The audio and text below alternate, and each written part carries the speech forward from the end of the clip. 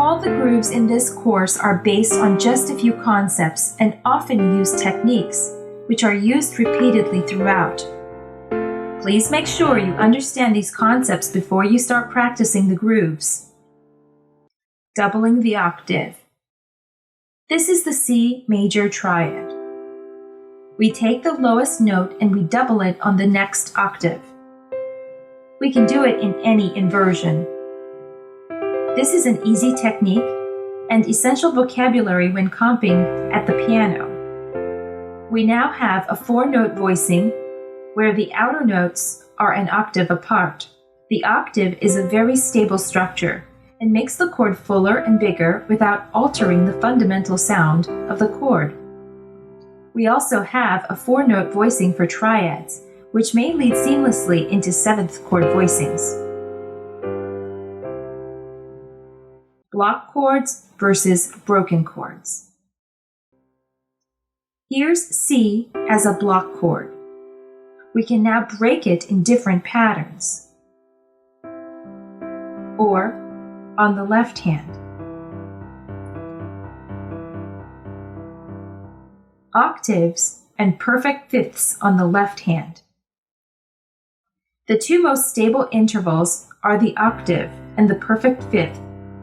These two intervals are ideal for use in the lower register of the piano. We are going to play octaves or perfect fifths on the left hand in almost every lesson, in C major or minor, tenths or sevenths on the left hand. We will use tenths or sevenths when more tension and color is required, such as in jazz, blues, or gospel grooves. As you can see, these intervals create lots of tension, but they sound great when combined with another voicing on the right hand. Add 9 or Sus2 chords. The second or 9 is almost always available in any chord. We're going to use it as an added ninth or as a Sus2 suspending the third in several examples. Here is C add 9. Here is C Sus2, suspending the third. No E in this chord. The use of the ninth is very common and adds an interesting color to the chord without changing the function or its basic sound. Articulations, accents, shuffle, swing, or even eighths. These concepts are probably the most important when comping. Rhythm is not only based on where you place the notes, but how you place them. We will use accents, staccatos, portatos, slurs, ghost notes, and other kinds of articulations to obtain the groove we want. It is also important how we subdivide the beats, evenly or swung, and how we treat time. Are we going to play behind the beat or on top of the beat? It is not the same to play even eighth notes without articulations, or even with accents, or shuffled, or play a line on top of the beat, or relaxed behind the beat.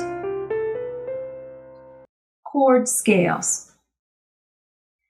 Every chord in a harmonic progression has a specific function in the key of the moment, and every function is linked to a certain chord scale. Every time you see a chord in a song, all the notes from its respective chord scale are available. We are in the key of C major.